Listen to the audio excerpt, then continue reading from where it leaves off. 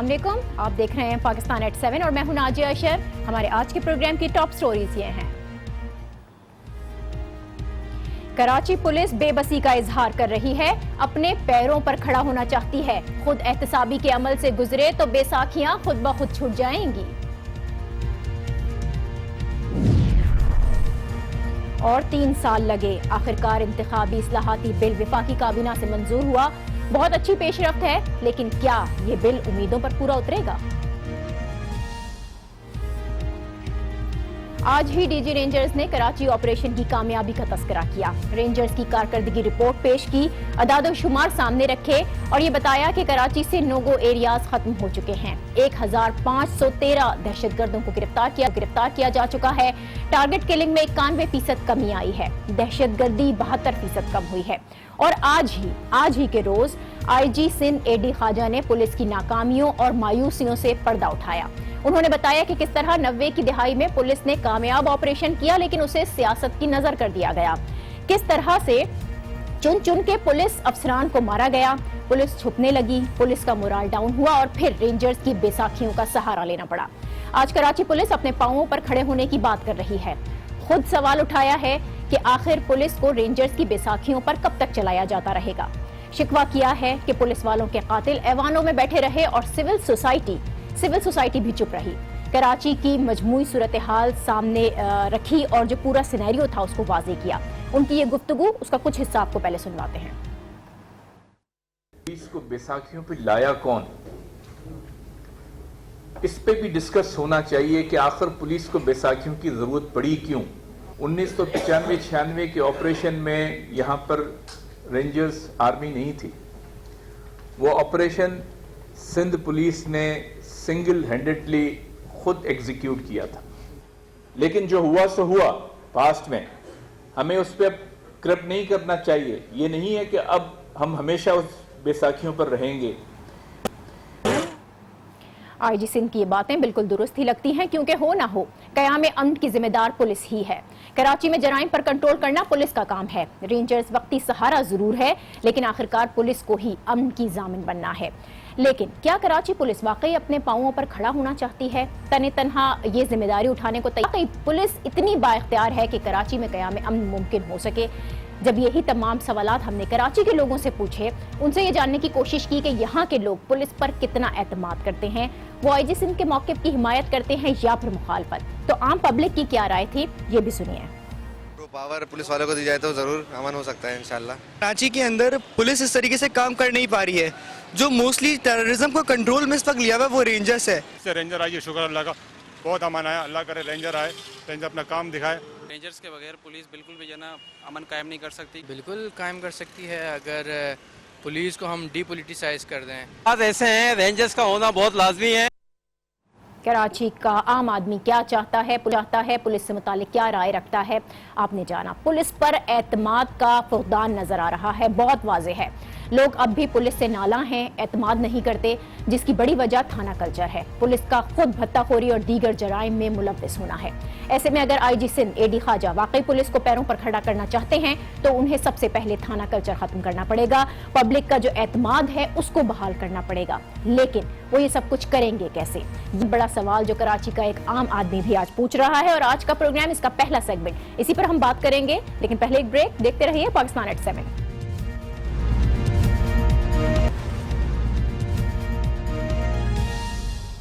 Welcome back. I G Sindh A D Khawaja کی Karachi police کو پیروں پر کھڑے کرنے کی جو خواہش، کیا اس کی تکمیل ممکن ہو سکے گی؟ اسی پر ہم بات کریں گے۔ ہمیں اسٹوڈیوز میں جوائن کر رہے ہیں بیورو چیف کراچی رفعت سعید۔ بہت شکریہ رفعت آپ کا۔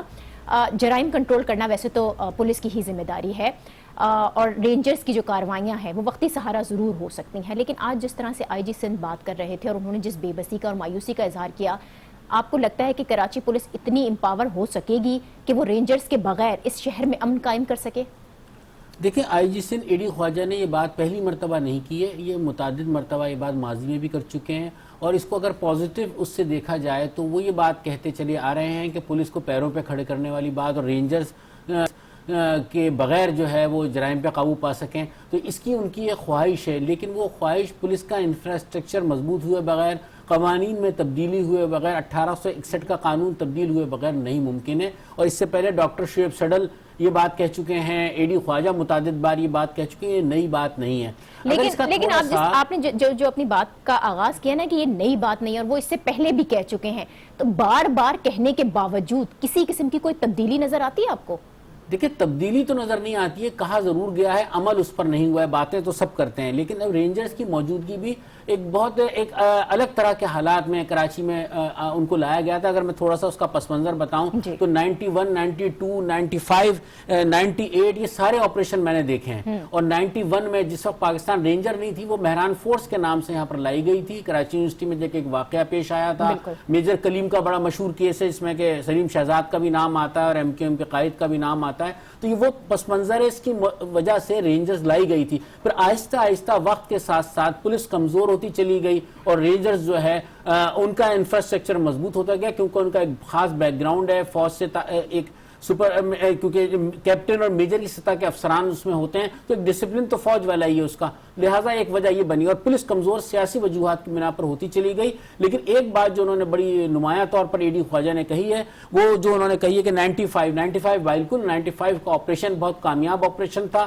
پولیس نے کیا تھا. لیکن ایک افسوسناک بات یہ ہے کہ اس آپریشن میں حصہ لینے والے 98 کے آپریشن میں حصہ لینے والے ایک پولیس افسر کو چن چن کے مارا گیا. یہی بات جو وہ کہہ رہے تھے کہ چن چن کر مارا گیا, اور لوگ انہوں نے یہ بھی کہا کہ وہ لوگ ایوان میں بھی بیٹھے رہے اور سول سوسائٹی بھی نکل کر باہر نہیں آئی. تو کیا واقعی جن عناصر کو وہ بلیم کر رہے تھے, آپ کے خیال میں یہ ٹھیک تھا؟ یہ بالکل, اس بات کو تو ہر آدمی تسلیم کرتا ہے کہ یہ بات تو اپنی جگہ پر ہے کہ پولیس والے اسی انداز سے سیاسی جماعتوں کے لوگوں نے انہیں ٹارگٹ کیا جن کے خلاف آپریشن ہو رہا تھا. یہ سب کو پتا ہے کہ وہ آپریشن کس کے خلاف تھا, تو لہٰذا ایک چن چن کے مارا گیا. لیکن اس میں ہم ایک بات یہ بھی کہہ دیں گے کہ ضروری سارے لوگ ہی تقریباً ایم کیو ایم کا جو نام لیا جاتا ہے ان کی طرف سے نہیں ہے. کچھ اس میں ایسے پولیس افسران تھے جو مختلف وجوہات کی بنا پر قتل ہوئے, لیکن چونکہ ایک سیکوینس تھی, ایک سلسلہ تھا, اس میں ان کا نام بھی آیا. بالکل, وہ جو مورال ڈاؤن ہونے کی انہوں نے بات کی تھی کہ پولیس والے وردی پہن کر نکلنا نہیں چاہتے تھے, چھپتے پھرتے تھے, مورال بہت ڈاؤن ہوا. تو ٹھیک ہے, مورال اگر ڈاؤن ہوا تھا, اس کے بعد آپ سمجھتے ہیں بحیثیت ایک ادارہ پولیس کے اندر اپنی بھی کچھ خامیاں تھیں, کرپشن جیسے چیزیں موجود تھیں جس کی بنا پر یہ ادارہ کمزور ہوا ہے؟ دیکھیں پولیس کی ول نہیں تھی. محترمہ بے نظیر بھٹو جب وزیر اعظم تھیں اور نصیر اللہ بابر وزیر داخلہ تھے تو کوشش کی گئی, لیکن آپ کو شاید یاد ہو کہ اس زمانے میں بھی تھانوں کے دروازے بند ہو جایا کرتے تھے, پولیس والے جوتے اور کپڑے اس طرح کے پہن کے نہیں جاتے تھے, وردی جا کر تھانوں میں تبدیل کرتے تھے. تو ایک خوف کی صورت کراچی شہر کی سڑکوں پہ خوف ہوتا تھا, پولیس والوں میں خوف ہوتا تھا. وہ خوف دور کیا تھا, کامیاب آپریشن تھا, لیکن وہ خوف دوبارہ پولیس میں آیا جب دوبارہ کلنگ شروع ہوئی, لوگوں کو ٹارگٹ کر کے مارا گیا اور کوئی کچھ نہیں کر سکا. سیاسی مصلحتوں کی بنا پر جو ہے کمپرومائزز کیے گئے, تو اس کی وجہ سے پولیس کا مورال پھر بلند نہیں ہو سکا. کہ پولیس چیف جو بھی آئے انہوں نے کوشش کی اپنی سطح پر, لیکن جب تک کہ سیاسی حکومتیں ساتھ نہ ہوں, حکومت ساتھ نہ دے, تو پولیس از خود کوئی ایسی کارروائی نہیں کر سکتی. اور مورال ہائی ہو سکتا تھا لیکن اس پہ توجہ دی جاتی تو, لیکن اس پہ توجہ نہیں دی گئی. لیکن ابھی موجودہ صورتحال کی اگر ہم بات کریں, اب آپ کو کیا لگتا ہے, کیا ماحول سازگار ہے پولیس کے لیے, اور پولیس کو اپنے ادارے میں جو خود خامیاں موجود ہیں ان کو دور کرنے کی ضرورت ہے؟ خامیاں تو بے پناہ ہیں, دور کرنے کی بھی ضرورت ہے, بات بھی کی جاتی ہے, لیکن کرے گا کون؟ بلی گلے میں گھنٹی کون باندھے گا؟ بات یہ ہے کہ آپ نے دیکھا کہ اسی اے ڈی خواجہ کے ساتھ جس نے ذرا سی کوشش کی تھی قانون پہ عمل درآمد کروانے کی, تو آپ نے دیکھا کہ ان کے ساتھ کیا ہوا, ان کو کس طریقے سے جبری رخصت پر بھیجا گیا, ان کو کس طرح سے ٹارگٹ کیا گیا. بہت ساری باتیں, میں ان باتوں میں جانا نہیں چاہتا, اس سے کہ دوبارہ سے وہ فضا, کیونکہ ایک اچھی فضا پیدا ہوئی ہے, پھر دوبارہ سے ان کو لایا گیا, اور وہ جن قوتوں کی وجہ سے یا اسٹیبلشمنٹ کی وجہ سے انہیں واپس لانا مجبوری بنی پیپلز پارٹی کی حکومت کی, تو میرے خیال میں انہیں بھی کمپرومائز کرنا پڑا, کیونکہ ایسے افسر کو ضائع کر کے یقیناً بدنامی مول لی جا سکتی تھی, لہٰذا وقتی طور سے کمپرومائز کیا گیا. لیکن ماضی کے جس وقت کا انہوں نے ذکر کیا اور اس کو یہ کہا کہ وہ سیاست کی نظر ہو گیا, تو اب موجودہ حالات میں کیا فرق آپ کو نظر آتا ہے؟ کیا اس وقت سیاست کی نظر نہیں ہو رہی پولیس؟ بالکل بے پناہ سیاست کی نظر ہو رہی ہے. پولیس میں ساری تقرریاں جس پر کہ جھگڑا تھا, جھگڑا یہی تھا کہ سیاسی بنیادوں پر تقرری وزیر اعلیٰ ہاؤس کی طرف سے کہا جاتا تھا, بلاول ہاؤس کی طرف سے کہا جاتا تھا, کس کی کہاں کس کو پوسٹ کرنا ہے, پوسٹنگ ٹرانسفر, یہ اپنی مرضی سے نہیں ہو رہے تھے. اور ابھی بھی آپ نے دیکھا ہوگا کہ راؤ انوار والا ایک جو معاملہ تھا, उसमें बहुत सारे पुलिस अफसरान नहीं चाहते थे, लेकिन ना चाहने के बावजूद भी अपनी जगह पर आए, अच्छे पुलिस अफसर हैं। वाहिद मैं यही कहूंगा कि सरवर कमांडो और एक राव अनवार, ये दो ही पुलिस अफसरान हैं जो 92-91 के ऑपरेशन के, जिसमें बेशतर लोग मारे जा चुके हैं, ये दो अफसर ऐसे मौजूद हैं कि जो बच गए हैं और अभी तक मौजूद हैं अपनी जगहों पर, लेकिन सियासी सरपरस्ती राव अनवार को भी हासिल निकालना पड़ेगा। बहुत शुक्रिया रफत सईद हमारे साथ थे। पुलिस इदारे के तौर पर काम कर सकती है, लेकिन न माजी में सियासत बाहर निकली थी और ना अब सियासत से बालातर नजर आती है। एक ब्रेक हम लेते हैं, इस ब्रेक के बाद इंतखाबी इस्लाहाती बिल की हम बात करेंगे जिसकी वफाकी काबीना ने मंजूरी दे दी है, लेकिन क्या इस पर पूरी तरह से अमल मुमकिन है? एक ब्रेक के बाद आते हैं।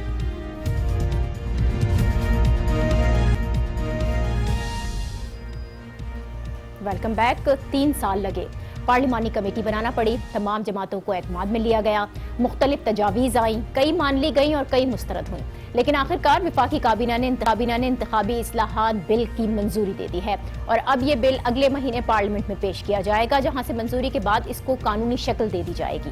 लेकिन इन इंतखाबी इस्लाहात से होगा क्या? अगर इस बिल के कुछ अहम निकात हम उठाकर देखें तो इस बिल की मंजूरी से इलेक्शन कमीशन मजीद खुद मुख्तार होगा, इसे मजीद इख्तियारात मिल जाएंगे और मिसाल के तौर पर अगर आज कल असासों की जो तफसीलात जमा ना कराने वाले अराकीन असम्बली का है जिन्हें इलेक्शन कमीशन ने फिलहाल सिर्फ असेंबली इजलास में शिरकत से रोका है, लेकिन इस बिल की मंजूरी के बाद इलेक्शन कमीशन को यह इख्तियार हासिल होगा कि अगर कोई रुकन डेडलाइन गुजरने के 60 दिन के अंदर असासे जमा नहीं कराता तो उसकी रुकनियत खत्म कर दी जाए।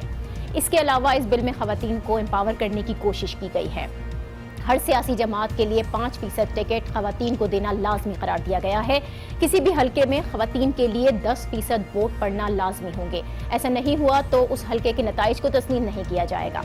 इसके अलावा हर 10 साल बाद मर्दमशुमारी होगी जिसकी बुनियाद पर नए हलके तश्कील दिए जाएंगे। ये तमाम तर सिफारिशात मुस्बत हैं जिन्हें वफाकी काबीना ने गृह दिया है। कौमी असम्बली में भी क्योंकि हुकूमत की अक्सरियत है तो वहाँ भी इस बिल की मंजूरी में कोई रुकावट नहीं है। अलबत्ता सेनेट में हुकूमत को मुश्किल का सामना करना पड़ता है।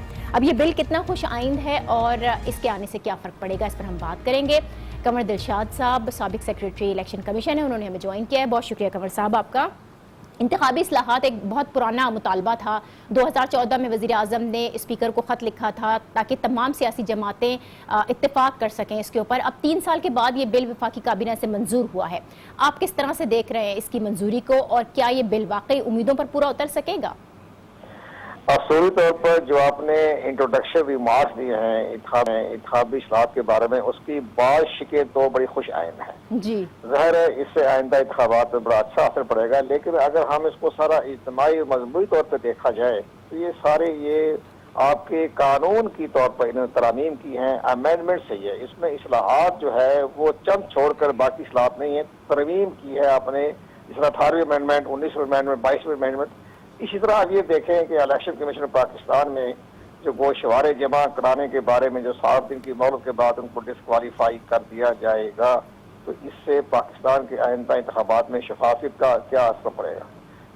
असल मसला यह है कि आपने शफाफियत के बारे में क्या कदम उठाया। इसमें ठीक है बहुत सी इनमें शिकेर आर्टिकल जो तरमीम कर रहे हैं वो बेहतर नताइज तो साबित होंगे, लेकिन वो इंतखाब के जीतने के बाद, कामयाब होने के बाद, पार्लियामेंट में आने के बाद, पार्लियामेंट में के आने से पहले जो सबसे बड़ी जो एक गड़बड़ होती है, बेकायदगी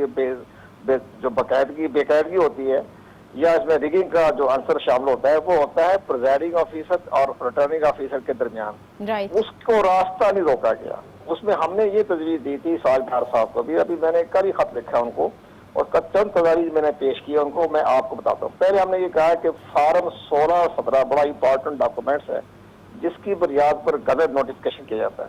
हमारा पॉइंट ऑफ व्यू ये है कि जब आप फार्म 16 जब रिटर्निंग ऑफिसर तैयार करे इलेक्शन हातमी रिजल्ट के लिए, तो उसकी फिजिकल वेरिफिकेशन जो कानून में लिखी गई है, जिसकी तशरीह यह है कि रिकाउंटिंग करवा लें। अब अगर रिटर्निंग ऑफिसर के चैम्बर में दोबारा रिकाउंटिंग हो जाती है तो आपकी जो उजरदारियां जो दाखिल होती है वो 90% रिकाउंटिंग पर ही मुतालबे होते हैं। आप रिकाउंटिंग करवाएं अपने रिटर्निंग ऑफिसर के चैम्बर में तो सारे मसाइल हल हो जाएंगे, बेकायदगी बेजाबतियां खत्म हो जाएंगी और आइंदा उजरदारियां भी कोई नहीं आएंगी। लेकिन इस पर कोई ध्यान नहीं दिया, कोई गौर नहीं किया इसके ऊपर।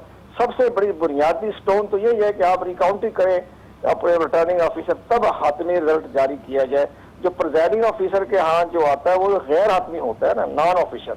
तो कमर दिलशाद साहब, मजमूई तौर पर जिस तरह से आप कह रहे हैं कि ये तरामीम है इसके अंदर और चंद तजावीज़ ही हैं जो खुशाइंद हो सकती, तो आप क्या समझते हैं, क्या बहुत ज़्यादा कमज़ोरियाँ हैं और इसकी इम्प्लीमेंटेशन मुमकिन नहीं है?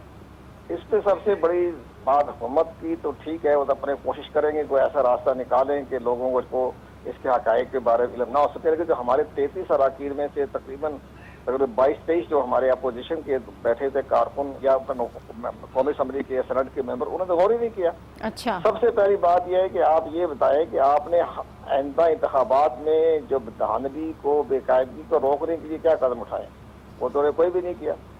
बाकी सब तरमीमें ही हैं इसके अंदर, आपने इसको शवा जमा कराए ना करवाएं वो तो अलग बात, उससे तो फर्क नहीं पड़ता। असल फर्क ये पड़ता है कि आपका जो कागजात नामजदगी के वक्त आप उसको 3 दिन की बजाय 7 दिन का टाइम दे ताकि सही जांच पड़ताल कर सके, और जांच पड़ताल के लिए बाकायदा FIA और नैब के नुमाइंदे वहां बैठे हैं। बहुत शुक्रिया कमर दिलशाद, साबिक सेक्रेटरी इलेक्शन कमीशन। इस बिल से मुताल्लिक बहुत मुफत दे रहे थे और कह रहे थे कि धांधली को रोकने के लिए कोई कदम नहीं उठाया गया, तो इंतखाबी इस्लाहाती बिल उनको खासा कमजोर नजर आता है। आज के प्रोग्राम से फिलहाल इतना ही, कल आपसे फिर मुलाकात होगी। अल्लाह हाफिज।